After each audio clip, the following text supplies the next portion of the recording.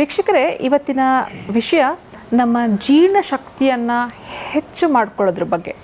ಆಯುರ್ವೇದ ಶಾಸ್ತ್ರ ಇದ್ರ ಬಗ್ಗೆ ಏನು ಹೇಳುತ್ತೆ, ಕೆಲವೊಂದು ಪರಿಹಾರಗಳು ಕೂಡ ಆಯುರ್ವೇದ ಶಾಸ್ತ್ರ ಹೇಳಿರುವಂಥದ್ದು. ಅದು ಎಲ್ಲದ್ರ ಬಗ್ಗೆ ನಾವು ತಿಳ್ಕೊತಾ ಹೋಗೋಣ ವೀಕ್ಷಕರೇ.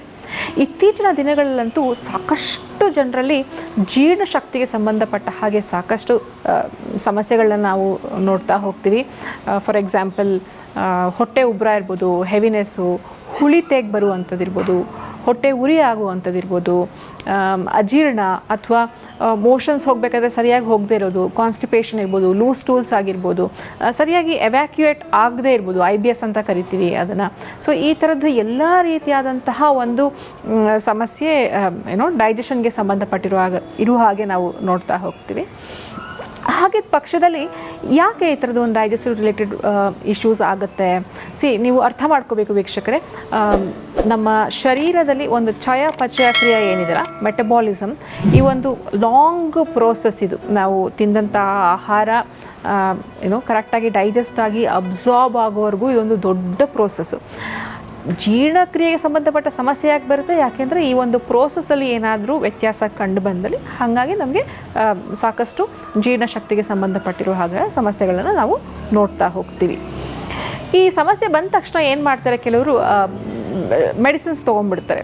ಡೈಜೆಸ್ಟಿವ್ ರಿಲೇಟೆಡ್ ಇಶ್ಯೂಸ್ಗೆ ಮೆಡಿಸಿನ್ಸ್ ತೊಗೊಂಡ್ಬಿಡ್ತಾರೆ. ಅದೇನಾಗುತ್ತೆ, ಬರೀ ಶಾರ್ಟ್ ಟರ್ಮ್ ರಿಲೀಫ್ ಆಗುತ್ತೆ ಹೊರತು ಒಂದು ಲಾಂಗ್ ಟರ್ಮಲ್ಲಿ ಇದು ಯಾವುದೇ ರೀತಿಯಾದಂಥ ನಿಮಗೆ ಪ್ರಯೋಜನ ಅಂತೂ ಖಂಡಿತ ಆಗೋದಿಲ್ಲ. ಹಾಗಿದ್ರೆ ಈ ಸಂಚಿಕೆಯಲ್ಲಿ ನಾವು ಏನೆಲ್ಲ ಮಾಡಬೇಕು, ಏನೆಲ್ಲ ಮಾಡಿದ್ರೆ ನಮ್ಮ ಜೀರ್ಣಶಕ್ತಿಯನ್ನು ನಾವು ಹೆಚ್ಚಿಸ್ಕೊಳ್ಬೋದು, ಯಾವ್ಯಾವ ರೀತಿಯ ಆಹಾರ ಸೇವನೆ ಮಾಡಬೇಕು, ಇವೆಲ್ಲದ್ರ ಬಗ್ಗೆ ನಾವು ತಿಳ್ಕೊತಾ ಹೋಗೋಣ.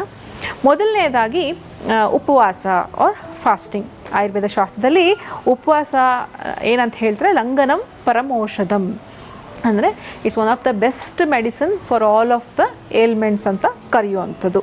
ನೀವು ಫಾಸ್ಟಿಂಗ್ ಅಂದ ತಕ್ಷಣ ಸಮಯ ನೋಡಿ ಅಥವಾ ಇಷ್ಟು ಗಂಟೆಗಳ ಕಾಲ ನಾನು ಫಾಸ್ಟಿಂಗ್ ಮಾಡ್ತೀನಿ ಅಂತ ಹೇಳ್ತಾ ಹೋದರೆ ಅದು ನಿಮ್ಗೆ ಯಾವುದೇ ರೀತಿಯಾದ ಪ್ರಯೋಜನ ಆಗಲ್ಲ. ಸಿಂಪಲ್ ರೂಲ್, ಯಾವಾಗ ನಿಮಗೆ ಹಸಿವೆ ಕರೆಕ್ಟಾಗಿ ಆಗ್ತಾ ಇರೋದಿಲ್ವೋ ಒಂದು, ಅಥವಾ ಹೊಟ್ಟೆ ಉಬ್ರ ಅನ್ನಿಸ್ತಾ ಇರುವಂತಹ ಸಂದರ್ಭದಲ್ಲಿ ನೀವು ಯಾವುದೇ ರೀತಿಯಾದಂಥ ಆಹಾರ ಸೇವನೆ ಮಾಡದೇ ಇದ್ದರೆ ಒಳ್ಳೆಯದು. ಏಕೆಂದರೆ ಅದು ಜೀರ್ಣ ಮಾಡ್ಕೊಳ್ಳೋಕ್ಕೆ ಸಾಕಷ್ಟು ಒಂದು ಸಮಯ ಸಿಗುತ್ತೆ. ಹಾಗಾಗಿ ಈ ಲಂಘನ ಅಥವಾ ಫಾಸ್ಟಿಂಗ್ ಮಾಡೋದು ಬಹಳ ಮುಖ್ಯ. ಈ ಒಂದು ಸಿಂಪಲ್ ಸ್ಟೆಪ್ಸ್ನ ನೀವು ಫಾಲೋ ಮಾಡಬೇಕಾಗತ್ತೆ. ಮತ್ತು ಇನ್ನು ಕೆಲವರಲ್ಲಿ ಜೀರ್ಣಕ್ರಿಯೆ ಏರ್ಪೇರು ಆಗ್ತಾನೇ ಇರುತ್ತೆ. ಅಂಥವರು ವಾರದಲ್ಲಿ ಒಂದು ಸಲನಾದರೂ ಉಪವಾಸ ಮಾಡಿದ್ರೆ ಬಹಳ ಒಳ್ಳೆಯದು. ಉಪವಾಸ ಅಂದ ತಕ್ಷಣ ನೀವು ಬೆಳಗ್ಗೆ ಏನಾದರೂ ಲೈಟಾಗಿ ಸೇವನೆ ಮಾಡಿ, ರಾತ್ರಿ ಬೇಕಾದರೆ ಸ್ನ್ಯಾಕ್ಸ್ ಥರ ಏನಾದರೂ ತೊಗೊಂಡ್ರೆ ನಿಮಗೆ ಆ ಒಂದು ಡೈಜೆಷನ್ಗೆ ಸ್ವಲ್ಪ ರೆಸ್ಟು ಕೊಡುವಂಥದ್ದಾಗಿರುತ್ತೆ. ಇನ್ನೂ ನಿಮಗೆ ಈಸಿ ಮೆಥಡ್ ಅಂತಂದರೆ, ನೀವು ಬೆಳಗ್ಗೆ ಆಹಾರ ಸೇವನೆ ಮಾಡಿ ರಾತ್ರಿ ಸೂರ್ಯ ಮುಳುಗೋದಕ್ಕಿಂತ ಮುಂಚೆ ನೀವು ಆಹಾರವನ್ನು ಡಿನ್ನರ್ ಮಾಡಿದ್ರೆ ನಿಮಗೇನಾಗುತ್ತೆ, ನೆಕ್ಸ್ಟ್ ಡೇ ಮಾರ್ನಿಂಗ್ ತನಕ ನಿಮಗೆ ಒಂದು ಸಮಯ ಇರುತ್ತೆ.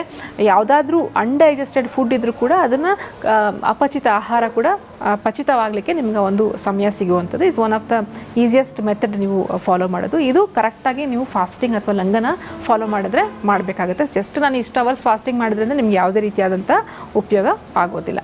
ಮೊದಲನೇದಾಯಿತು. ಮತ್ತೊಂದು ಇಂಟೆಸ್ಟೈನ್ಸ್ ಕ್ಲೆನ್ಸಿಂಗ್ ಅಂದರೆ ನಿಮ್ಮ ಕರುಳಿನಲ್ಲಿ ಶೇಖರಣೆ ಆಗಿರುವಂತಹ ಸಾಕಷ್ಟು ಮಲ ಏನಿರುತ್ತೆ ಅದರ ಕ್ಲೆನ್ಸಿಂಗ್ ಆಗಬೇಕು.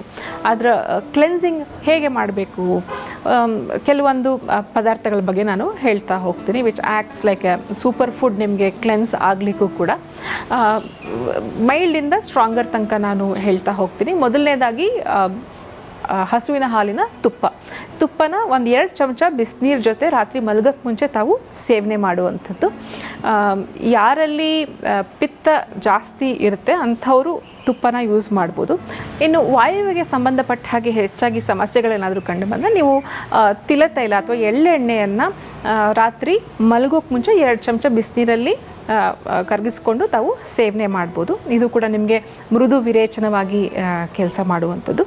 ಈ ತುಪ್ಪ ಆಗಲಿ ತೈಲ ಆಗಲಿ ಇವೆರಡೂ ದೇಹದಲ್ಲಿ ರೂಕ್ಷತೆಯನ್ನು, ಕರುಳಿನಲ್ಲಿ ಏನಿರುತ್ತೆ ರೂಕ್ಷತೆಯನ್ನು ಕಡಿಮೆ ಮಾಡಿ ಸ್ನಿಗ್ಧತೆಯನ್ನು ಹೆಚ್ಚು ಮಾಡುತ್ತೆ. ಹಾಗಾಗಿ ಮಲವು ಸರಾಗವಾಗಿ ವಿಸರ್ಜನೆ ಆಗಲಿಕ್ಕೆ ಸಹಾಯಕವಾಗಿರುವಂಥದ್ದು ಒಂದು.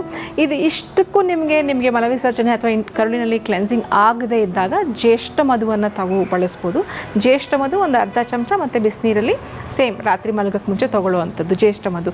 ಜ್ಯೇಷ್ಠ ಮದುವೆಗೂ ತಮಗೆ ಆಗಲಿ ಅಂದರೆ ಸ್ಟ್ರಾಂಗೆಸ್ಟ್ ನೀವು ನೋಡಿದ್ರೆ ಹರಿತಕ್ಕಿ ಚೂರ್ಣನ ಹರಳೆಣ್ಣೆಯಲ್ಲಿ ಸ್ವಲ್ಪ ಹುರಿದ್ಬಿಟ್ಟು ಅರ್ಧ ಚಮಚ ಬಿಸಿ ನೀರಲ್ಲಿ ಸೇವನೆ ಮಾಡಿದ್ರೆ ಇದೊಂದು ಸ್ಟ್ರಾಂಗ್ ವಿರೇಚಕವಾಗಿ ಕೆಲಸ ಮಾಡುತ್ತೆ. ಇದನ್ನು ತಾವು ಸೇವನೆ ಮಾಡ್ಕೋಬೇಕು. ನಿಮ್ಮ ಪ್ರಕೃತಿಗೆ ಅನುಗುಣವಾಗಿ ನಿಮ್ಮ ಇಂಟೆನ್ಸಿಟಿ ಏನಿರುತ್ತೆ ಅಥವಾ ನಿಮ್ಮ ಅದನ್ನು ನೋಡಿಕೊಂಡು ಈ ರೀತಿಯಾದಂತಹ ಸೇವನೆ ಮಾಡ್ಕೊತ ಬರುವಂಥದ್ದು.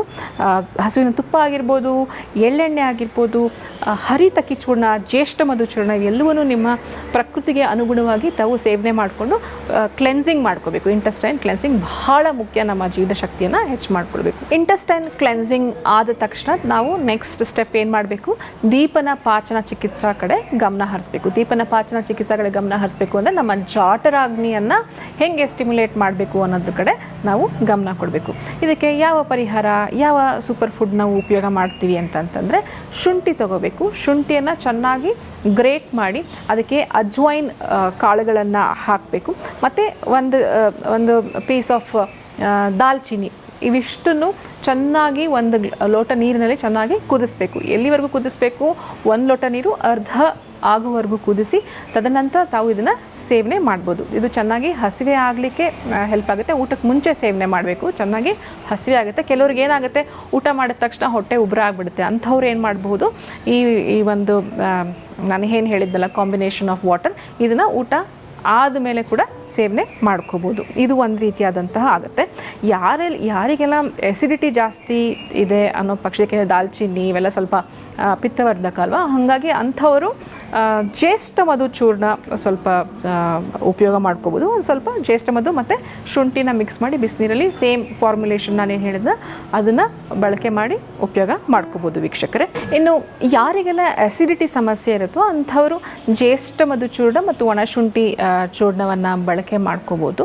ಇದ್ರ ಜೊತೆಗೆ ಸ್ಪೈಸಿ ಫುಡ್ಸು, ಹೊರಗಿನ ಫುಡ್ಸು, ಜಂಕ್ ಫುಡ್ಸು ಅವಾಯ್ಡ್ ಮಾಡಿದ್ರೆ ಒಳ್ಳೆಯದು. ಇಟ್ಸ್ ನಾಟ್ ಜಸ್ಟ್ ಆ್ಯಸಿಡಿ ಅಂದ ತಕ್ಷಣ ಜ್ಯೇಷ್ಠ ಮಧು ಚೂರ್ಣ ಶುಂಠಿ ಅಷ್ಟೇ ಅಲ್ಲ, ಆಹಾರ ಕೂಡ ತಾವು ಗಮನದಲ್ಲಿ ಇಟ್ಕೋಬೇಕಾಗತ್ತೆ. ಮತ್ತೊಂದು ವಿಶೇಷ ಇಲ್ಲಿ ನೋಡ್ಕೋಬೇಕು ಅಂತಂದರೆ ಓವರ್ ಯೂಸೇಜ್ ಆಫ್ ಮೆಡಿಸಿನ್ಸ್. ಏನಾಗುತ್ತೆ, ಸಣ್ಣದು ಒಂದು ಸ್ವಲ್ಪ ಡೈಜೆಷನ್ ಏನಾದರೂ ಏರ್ಪೇರ್ ಆದ ತಕ್ಷಣ ಏನು ಮಾಡ್ತಾರೆ, ಔಷಧಿಗಳನ್ನು ತೊಗೊಂಡ್ಬಿಡ್ತಾರೆ. ವಾಂತಿ ಆಗಲಿ ಬೇದಿ ಆಗಲಿ ನಮ್ಮ ದೇಹದ ಒಂದು ನ್ಯಾಚುರಲ್ ಪ್ರೋಸೆಸ್ ಇರುತ್ತೆ ಟಾಕ್ಸಿನ್ಸ್ನೆಲ್ಲ ಹೊರಗೆ ಹಾಕೋದಕ್ಕೆ. ನೀವು ಮೆಡಿಸಿನ್ಸ್ ತೊಗೊಂಡ್ಬಿಟ್ರೆ ಅದು ಕೂಡ ಏನಾಗುತ್ತೆ, ದೇಹದಲ್ಲಿ ಟಾಕ್ಸಿನ್ಸು ಶೇಖರಣೆ ಆಗ್ತಾ ಹೋಗುತ್ತೆ. ನಿಮ್ಗೆ ಯಾವುದೇ ರೀತಿಯಾದಂತಹ ಬೆನಿಫಿಟ್ ಸಿಗಲ್ಲ. ಅಗ್ನಿ ಕೂಡ ಮತ್ತೆ ಮಂದ ಆಗ್ತಾ ಹೋಗುವಂಥದ್ದು. ಇನ್ನು ಮೋಸ್ಟ್ ಇಂಪಾರ್ಟೆಂಟ್ಲಿ ನಿದ್ರೆ ಅಂದ ತಕ್ಷಣ ಏನು ಹೇಳ್ತಾರೆ, ಕೆಲವರು ಲೇಟಾಗಿ ಮಲ್ಕೋತೀನಿ, ಲೇಟಾಗಿ ಎದ್ದೊಳ್ತೀನಿ, ಸೊ ಅವರ್ಸ್ನ ನಾನು ಮ್ಯಾನೇಜ್ ಮಾಡ್ತೀನಿ ಅಂತ ಹೇಳ್ತಾರೆ. ಅದು ಖಂಡಿತ ಆಗೋದಿಲ್ಲ.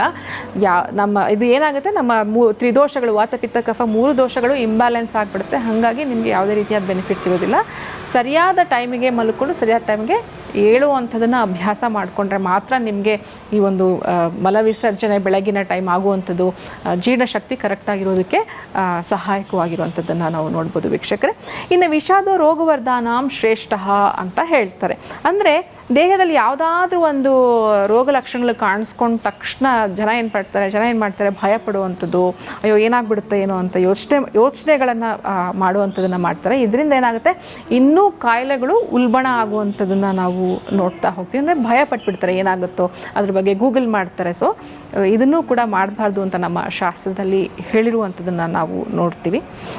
ಇನ್ನು ಸ್ಟ್ರೆಸ್ ಅಥವಾ ಆಂಗ್ಸೈಟಿ ಏನಾದರೂ ಇದ್ರೂ ಕೂಡ ದೇಹದಲ್ಲಿ ಜೀರ್ಣಶಕ್ತಿ ಹೆಂಪರ್ ಆಗುತ್ತೆ. ಸ್ಟ್ರೆಸ್ ಹಾರ್ಮೋನ್ಸ್ ರಿಲೀಸ್ ಆಗ್ತಂತ ಆ್ಯಸಿಡಿಟಿ ಬರೋದನ್ನು ಸಾಕಷ್ಟು ರಿಸರ್ಚ್ ಪೇಪರ್ಸಲ್ಲಿ ನಾವು ನೋಡಿದ್ವಿ. ಈ ಆ್ಯಸಿಡಿಟಿ ಬಂತಲ್ಲ ಅಂತ ಮತ್ತೆ ನೀವು ಸ್ಟ್ರೆಸ್ ಮಾಡ್ಕೊಳ್ಳುವಂಥದ್ದು, ಇದು ಒಂದು ರೀತಿಯಾದಂತಹ ಒಂದು ಏನಂತಾರೆ ವಿಷಸ್ ಸೈಕಲ್ ಆಗಿರುವಂಥದ್ದು ವೀಕ್ಷಕರೇ. ಹಾಗಾಗಿ ಸಾಧ್ಯವಾದಷ್ಟು ತಾವುಗಳು ಒತ್ತಡ ಏನಿದೆ, ಸ್ಟ್ರೆಸ್ ಏನಿದೆ ಕಡಿಮೆ ಮಾಡ್ಕೋಬೇಕು. ಒಳ್ಳೊಳ್ಳೆ ಹವ್ಯಾಸಗಳನ್ನು ರೂಢಿಸ್ಕೊಳ್ಬೇಕು. ಇವೆಲ್ಲವನ್ನೂ ಒಂದು ಋತುಚರ್ಯ ನಮ್ಮ ಆಯುರ್ವೇದದಲ್ಲಿ ಏನಿದೆ ಅವೆಲ್ಲವನ್ನೂ ನೀವು ಫಾಲೋ ಮಾಡ್ಕೊತ ಹೋದರೆ ಮಾತ್ರ ನೀವು ನಿಮ್ಮ ಜೀರ್ಣಶಕ್ತಿಯನ್ನು ಚೆನ್ನಾಗಿ ಕಾಪಾಡ್ಕೊಳ್ತಾ ಹೋಗ್ಬೋದು ಅಂತ ನಾನು ಹೇಳ್ತೀನಿ ವೀಕ್ಷಕರೇ. ಹಾಗಿದ್ರೆ ಬನ್ನಿ, ಮುಂದಿನ ಸಂಚಿಕೆಯಲ್ಲಿ ಮತ್ತೊಂದು ಹೊಸ ವಿಷಯದ ಬಗ್ಗೆ ನಾವು ಚರ್ಚೆ ಮಾಡೋಣ. ಮತ್ತಷ್ಟು ಹೊಸ ಸೂಪರ್ ಫುಡ್ಸ್ ಬಗ್ಗೆ ನಾವು ಚರ್ಚೆ ಮಾಡ್ತಾ ಹೋಗೋಣ ವೀಕ್ಷಕರೇ. ನಮಸ್ಕಾರ.